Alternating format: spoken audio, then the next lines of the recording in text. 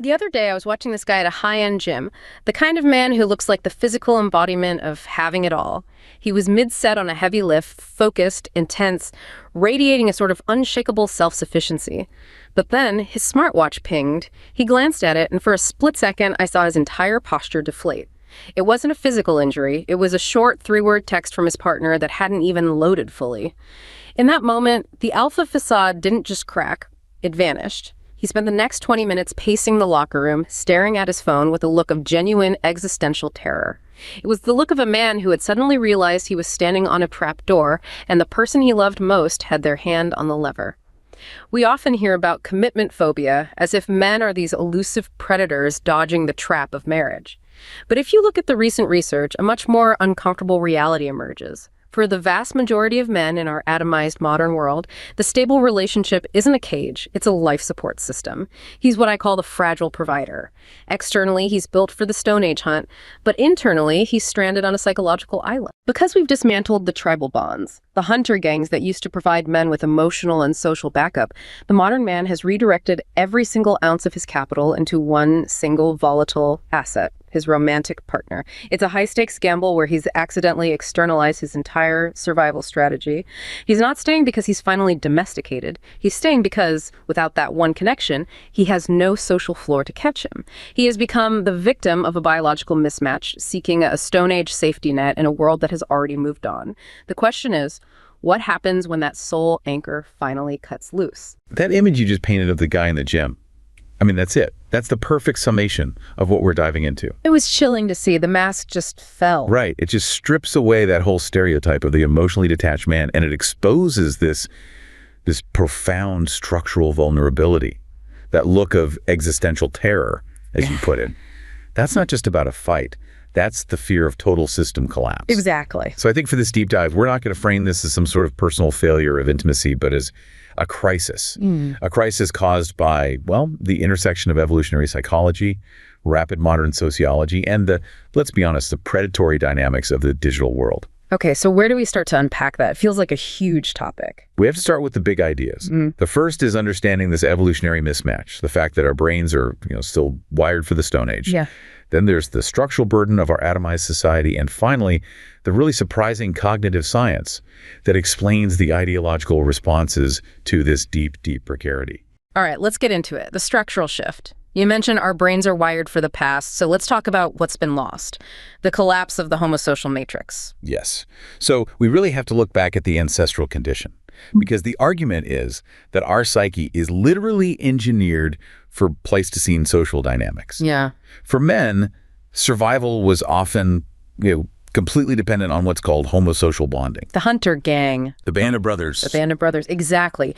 The ancestral condition was one of constant, and I mean constant, physical danger. Predation, conflict with other groups, scarcity of food. So for a man, being part of a reliable, cooperative male group that wasn't just for fun. It wasn't a social club. It was life and death. It was the primary source of operational security. It gave you physical defense. It helped you get resources, the hunt, and crucially, it provided emotional validation and accountability. All of that came from outside the immediate family unit. If you lost a partner, your tribe was still there. And that security blanket is just gone now.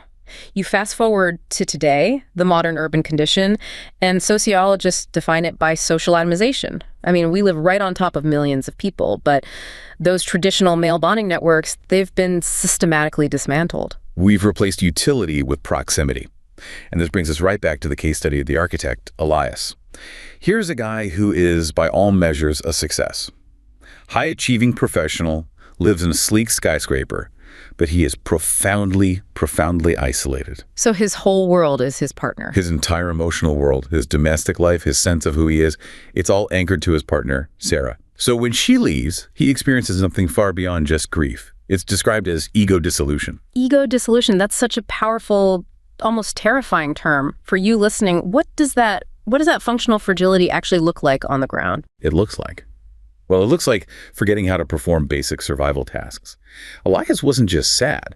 He was, for all intents and purposes, immobilized. He couldn't manage his money, his diet completely collapsed, he couldn't even initiate a social interaction, he didn't know what to do with his free time because his entire identity was externalized through the partnership. So it's not a character flaw, it's a system failure. That's the argument. This wasn't an individual flaw in Elias. It highlights a structural state of functional fragility, making him genuinely survival dependent on that one single connection, because the homosocial net that should have been beneath him it had vanished. The data on this lack of support is pretty sobering. I mean, this results in what's being called unilateral emotional dependency for the majority of men. Yeah, the estimates they're stark. Some suggest up to 80% of men in Western societies lack robust social networks outside of their romantic partners. 80%. Wow. And this creates an acute stability craving. It's a desperate, almost biological grasping for that one singular lifeline. And that desperation, that dependency, it must just completely reshape the dynamics inside the relationship. Oh, fundamentally. And you see a profound contrast when you look at the female experience. Yeah. Across, numerous sociological studies, women are far, far more likely to maintain these powerful, deep, continuous same-sex social collectives.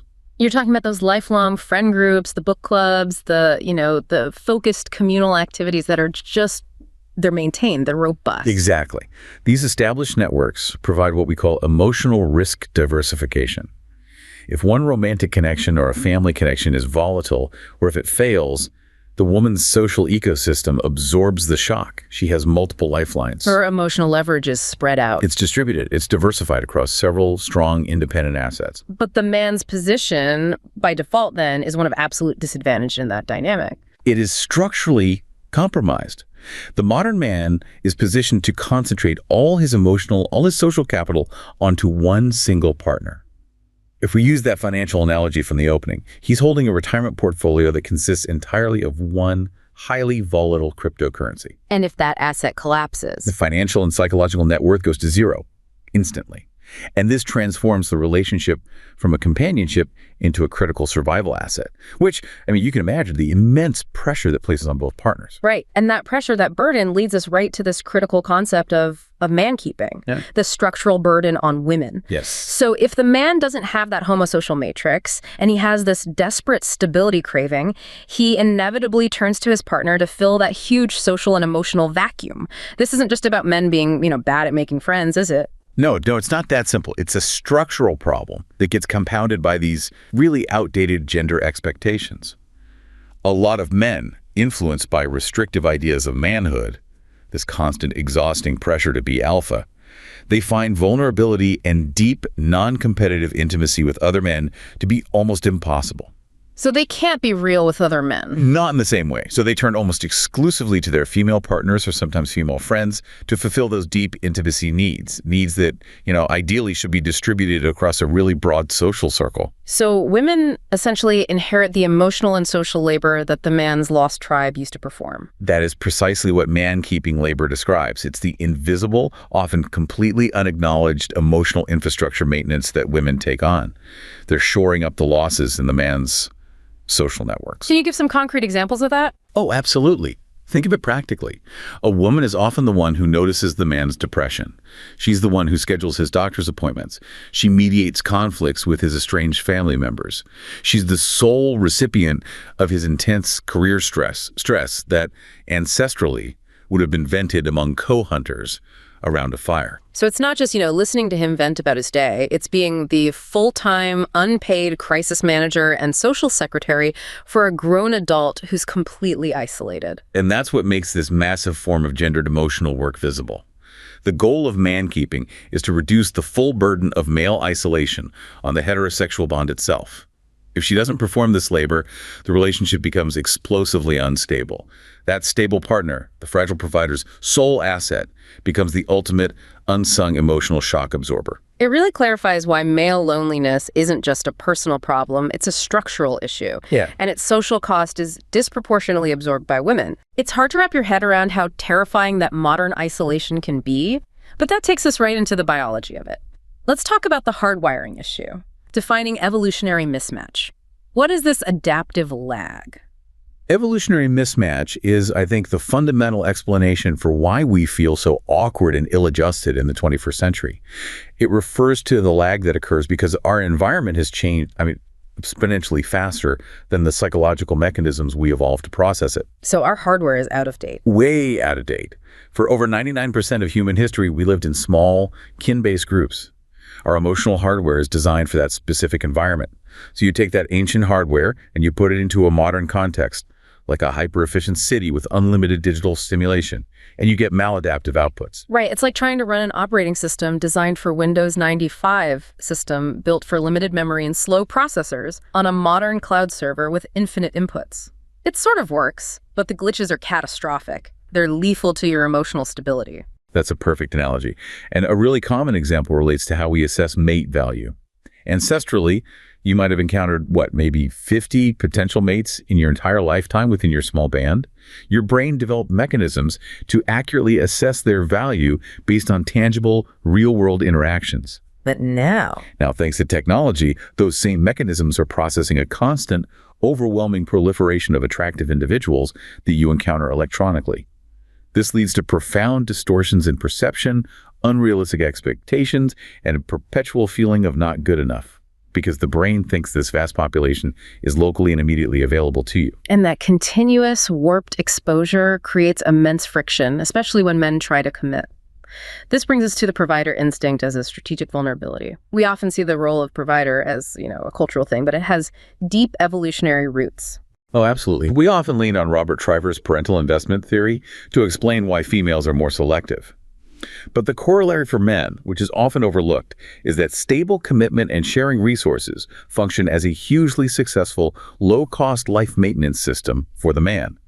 Commitment isn't just about raising children, it's about optimizing the man's entire survival curve. So that biological drive to share resources and build a stable life, which was the key to tribal cooperation, now functions as a strategic vulnerability in this fluid, modern sexual marketplace where commitment is maybe less valued than flexibility. Precisely. You just have to look at the story of David. He's a classic example.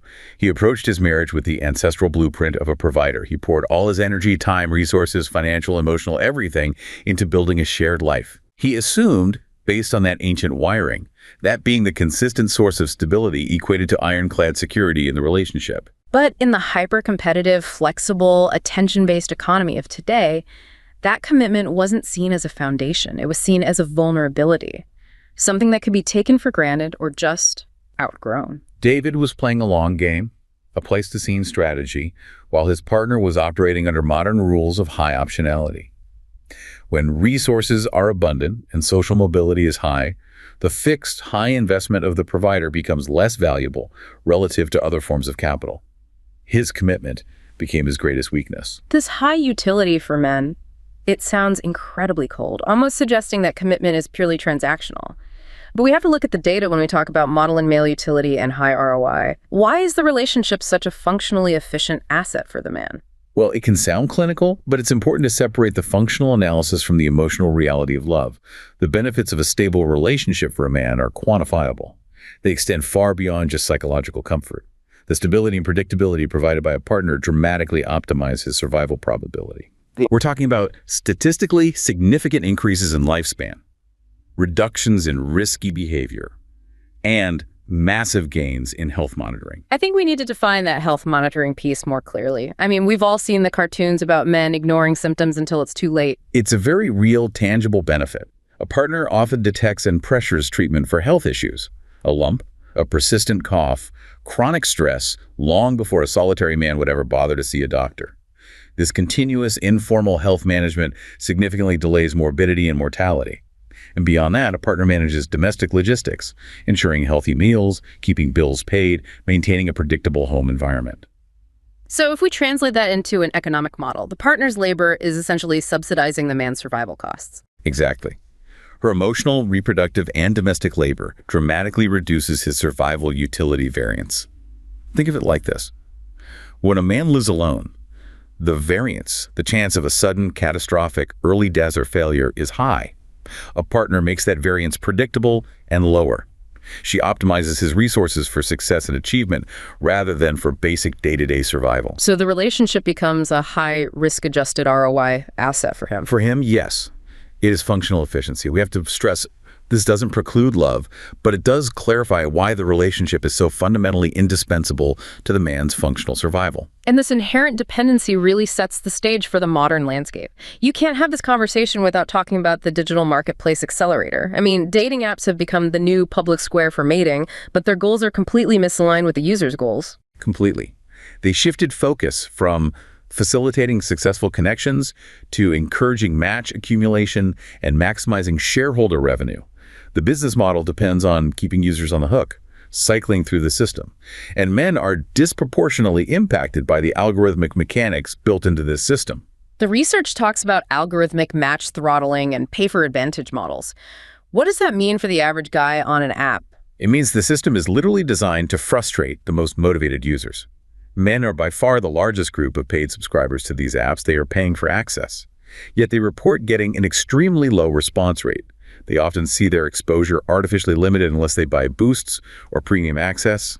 It's engineered scarcity. It's the casino analogy. It is so unsettling. The entire model is built like a slot machine. The reward, the successful, lasting connection, it has to be visible. It has to be just enough to generate hope and keep you addicted, but not so high that you actually find a partner and leave. That's the critical distinction. A successful relationship that started on a dating app is a loss-paying customer. Therefore, the profit motive dictates frustration. And this engineered frustration is now reaching the level of a public health concern. How so? The CDC estimates that depression and anxiety are now affecting something like 34% of the U.S. population. And these numbers have been strongly associated with the high variance, low reward environment of digital dating.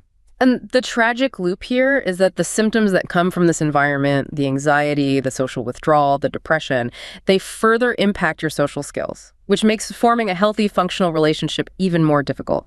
The system pushes isolated men into a downward spiral of frustration and loneliness. Which is why the researchers are advocating for urgent regulatory action from governments. They're suggesting measures like banning these pay-for-advantage models, which artificially throttle basic functionality. The fear is that by monetizing male loneliness and driving this frustration, we're creating a population of depressed, anxious, and socially impaired young men who eventually just give up the pursuit entirely, and that further destabilizes society. We've established that this fragile provider is deeply dependent on his single asset, his partner, for survival. But what happens when he needs a break from that high-pressure system? Where does he go to retreat? This vulnerability is just profoundly worsened by modern spatial reality, which brings us to space as a psychological anchor. Yes, the effect of our surroundings on our psyche it's undeniable. Virginia Woolf's famous argument was that women needed a room of one's own to anchor their intellectual and creative identity. In the 21st century, men are facing a very similar crisis of space. They need a dedicated place to take off the social mask and just anchor their masculine identity. The argument is that in the corporate world, men often feel incredibly powerless. They're emasculated by bureaucracy, endless meetings, restrictive HR policies. So that feeling of control has to be anchored somewhere else. Precisely. A dedicated personalized space, a workshop, a private library, a corner of the gym, it provides a much-needed sense of control and empowerment. It's a place where the rules are self-imposed, where the output is tangible, and where they can safely revel in masculine energy without needing to socially filter or compromise. When that space vanishes, the external pressure finds no relief. And the destruction of this refuge wasn't an accident, it was systemic. We need to detail the decline in public spheres. For millennia, the public sphere was often exclusively male. It was. The formal structures of society, commerce, politics, justice, they were male-dominated, and the informal social spaces reflected that. Now, changes in social attitudes and anti-discrimination laws have rightly challenged male exclusivity, but the often unintended consequence was the systematic reduction of spaces that were tailored for male-only bonding and retreat. Let's start with the classic example, the bar. For centuries, the local pub or tavern was the epicenter of male community. Men could share raw camaraderie, discuss politics, vent, often without needing to censor their language or put on a formal social pretense. The decline of the male-only bar is a great historical case study. Prohibition in the 1920s forced drinking underground into speakeasies. And suddenly, desperate for revenue, speakeasies accepted all genders. And that effectively ended the male-only drinking tradition. That shift, combined with women entering the workforce during the Depression and World War II, made co-ed socialization in bars commonplace, expected even. The sanctuary was lost. And we see a similar, though later, dynamic in the gym. Early gyms were often dark, functional, dingy, men-only haunts, focused solely on the brutal business of building muscle. There wasn't much social pretension. It was all about effort and visible physical results. Right. And they transitioned, often due to anti-discrimination ordinances and shifting cultural tastes, into these bright co-ed wellness centers. While integration is often a positive societal step, the unintended side effect was the loss of that intense, focused, non-social, male-only environment. There's also a double standard pointed out here. A huge one. While many male-only spaces were forced to integrate, female-only gyms and wellness centers, like the highly accessible Curves model, proliferated, and legal challenges to their exclusivity were often dismissed. This just reinforces the idea that dedicated male spaces are culturally expendable. And what about the more formal institutions like fraternal lodges? They were massive social anchors. Enormous.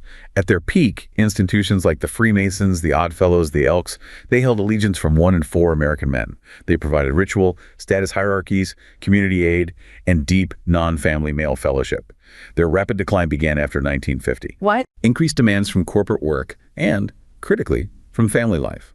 Men were left with little time for the intensive rituals and meetings. They struggled under pressure to accept women, and even those that remain all male now struggle fiercely to recruit younger members who prioritize, solitary hobbies or direct family time over mandatory ritualized male fellowship. The traditional matrix of support is just gone. And that loss of public space was compounded by a simultaneous radical shift in the home. This brings us to the decline in domestic spheres. Yes. Before the Industrial Revolution, the home was a literal place of business. It was a farm, a forge, an artisan's workshop. The home had a profoundly masculine vibe, dirt floors, tools everywhere. The focus was functional and rugged. The man was, symbolically and practically, the king of his castle. But the Industrial Revolution ruptured that. Fundamentally. Men left the home for the factory, which allowed women to gain domain over the domestic space. This gave rise to this 19th century concept called the cult of domesticity, which idealized the home as a haven in a heartless world, a necessary, clean, soft oasis designed to soothe the man returning from the brutal, competitive outside world. But the reality was that women were curating a space tailored to their comfort and needs. It was clean, domestic, often decorated with doilies and white drapes, with an emphasis on cleanliness that stood in stark contrast to the man's dirty industrial work life. The home became, effectively, female space. Which paradoxically caused men to flee. They fled to the public spheres, the bars and lodges that, as we just established, were simultaneously disappearing. It's interesting, though, because during the Victorian era, upper and middle-class home architecture briefly provided a kind of gender balance. It did. You had dedicated gender-specific rooms. Women had their drawing rooms. Men had libraries, smoking rooms, billiards rooms.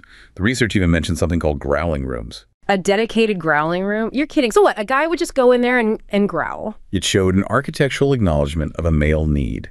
It was a dedicated private space, often Spartan, leather, dark wood, where the man could retreat to be alone, to process anger or stress, and to just growl without contaminating the soft, domestic tranquility of the family space. It was a necessary pressure valve.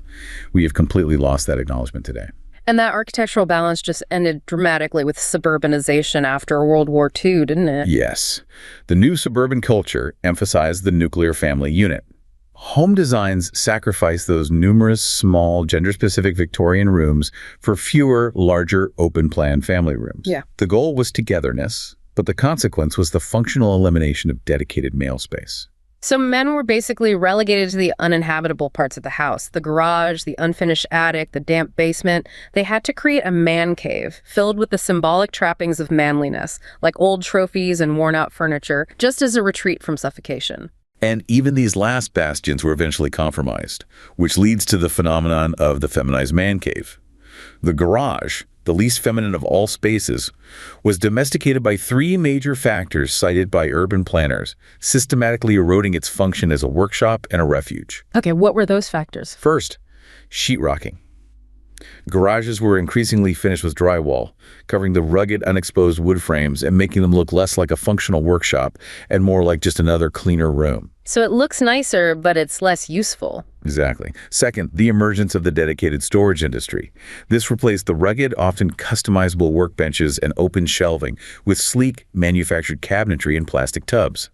It demanded tools and knickknacks be hidden behind a shiny, non-functional facade. The place where you did messy, productive, tangible work became a clean storage unit. Precisely.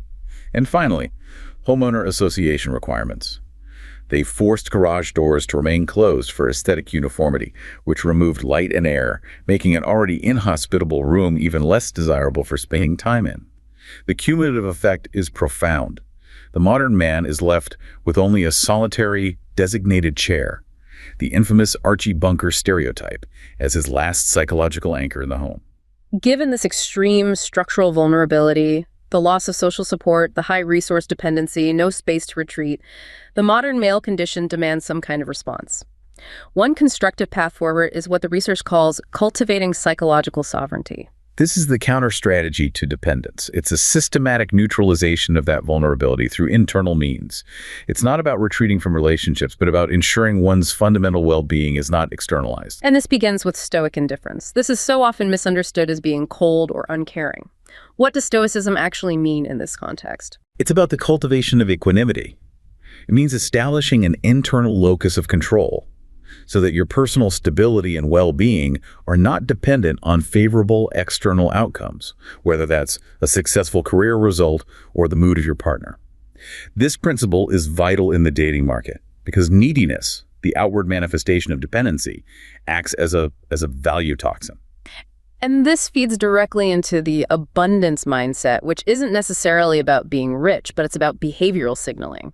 Exactly. Outcome independence signals abundance. A surplus of resources, whether they're psychological, social, or eventually financial. The message you project is, I have more than enough and I don't need this specific outcome to validate me. And there's an irony there. A deep irony. When you stop trying to manipulate an outcome in your favor, whether in dating or business, the outcome tends to favor you more. It's like how a bank will more readily lend money to the person who needs it the least. We see this powerful shift in the story of Julian. He found himself functionally paralyzed after a series of what he called identity-erasing breakups. Julian recognized that the high ROI of emotional overinvestment was ruining him. He turned away from seeking an external anchor and deliberately started to rebuild his sovereignty through what are called competency-based hierarchies. Which means? It means focusing on skill acquisition in the woodshop, at the boxing gym, and building purposeful male alliances around those skills. So instead of meeting other men to share emotions or vulnerabilities, the bond is built around a shared mission, a non-negotiable standard, or the acquisition of a skill. Correct. These are structured, mission-driven alliances that mitigate the emotional risk. They create a diversified portfolio of internal and external validation based on competence and achievement, rather than unilateral emotional sharing with a partner. Julian's self-worth became anchored in the measurable skill he gained in the woodshop and the discipline he found in the gym. And that removed his existential dependence on his romantic life. But that kind of sovereignty requires a lot of hard internal work. For many men seeking an explanation for their deep frustration and loneliness, the internet offers a much faster, cleaner answer. The online ideological response, commonly known as the red pill. These online forums, like the subreddit The Red Pill, they serve as a centralized destination for men seeking both solutions to their perceived disadvantages and, crucially, a unified explanation for why the world seems rigged against them. The research characterizing this content shows it operating along two very distinct dimensions. Let's start with the surface level, the appeal that draws them in. That's the behavioral dimension. This accounts for about 28% of the content. It's functional. It's focused on correcting actions and discipline. This includes self-help content, emotional self-control, stoicism, breaking pornography addiction, exercise, nutrition, and also pickup artist culture, or PUA, which focuses on specific social techniques like game, body language, how to approach women. So it's initially constructive and actionable. On the surface, yes. Men are initially attracted by the push-ups and the tips on how to talk to women. But the core of the ideology, the real stickiness, resides in the explanatory dimension, which accounts for a massive 66% of the content. Okay, so this is the part that provides the meaning. Yes, this dimension provides the unifying accounts of the world that give meaning to their pain. It's split into two major clusters. The largest is the status cluster, accounting for 47% of all posts, and it is focused intensely on hierarchy and status. And what does that status cluster entail? It relies heavily on a kind of pseudo-evolutionary psychology. Things like the rigid alpha-beta concepts, the theory of hypergamy, the idea that women are biologically driven to seek the highest status mate available, and methods for rating potential partners. This is centrally concerned with explaining and defining gradations of status and power between men. It's a map for who has access to resources and relationships and why. And the second part of the explanatory dimension? That is neo-reactionary politics, or NRX. It's about 19% of posts. This content focuses on conspiracy theories, theories detailing the moral and structural decline of civilization, and yes, it often includes discussions of racial and identity politics. This component provides the broad, macro-level framework that contextualizes their personal frustration as a symptom of civilizational collapse. It appeals to a sense of order and hierarchy that they feel the modern world has sacrificed for equality. So the ideology is attractive because it offers structure. But let's look at the data that confirms its psychological power. The HM analysis shows the cognitive trap. Why explanations keep them? Right. The hidden Markov modeling used to track user engagement reveals a very stark population split. 87% are tourists who briefly browse the behavioral content and then leave quickly. But 13% are residents. They sustain long-term engagement. Newcomers are initially drawn in by the functional behavioral self-help content. But the self-help alone doesn't hold them. It's the explanatory content that converts the browser into the true believer. That's the key finding. It's the shift from the behavioral self-help state to the explanatory status state that fundamentally changes the user's trajectory. This shift nearly doubles the median residence time for a user. It skyrockets from about 7.9 months to 18.5 months. That's a huge difference. A huge difference. It demonstrates the immense psychological power of having a coherent narrative that explains one's place in the world. So the argument is clear. Men aren't staying for the workout tips. They are staying because the ideology offers them a map for their pain. It's a theory of personal significance that connects their feelings of being disadvantaged to a systematic, unified worldview. It fulfills the psychological sense-making drive. The status cluster confirms the ideology is centrally concerned with defining status and power. It offers a structured hierarchy that helps the isolated man place himself and understand the rules of the modern marketplace, something the atomized real world failed to provide him with. It's an alternative form of tribal structure. So what we have ultimately uncovered here is a severe structural imbalance. You have these external forces, massive social atomization, and the systematic elimination of dedicated male space in both public and private life, colliding with our internal psychological wiring. And the result is the fragile provider. A man driven to unilateral emotional dependency because his entire survival utility is externalized. And that structural insecurity forces a response. It has to.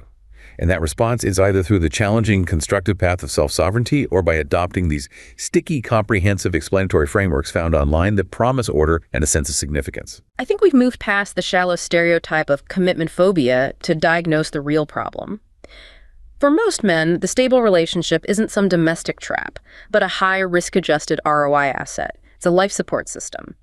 We identified the systemic cost of this vulnerability, which we're calling man-keeping labor, and how it's disproportionately absorbed by women. And ultimately, the vulnerability is a failure to diversify psychological capital, leaving the modern man standing on that trapdoor you described in the beginning. The quest for a stable relationship as a primary source of existential salvation must be recognized for what it often is, a form of psychological castration. The red pill is swallowed not in cynicism, but in cold recognition of these biological and sociological traps. Nature does not reward dependence, it rewards sovereignty.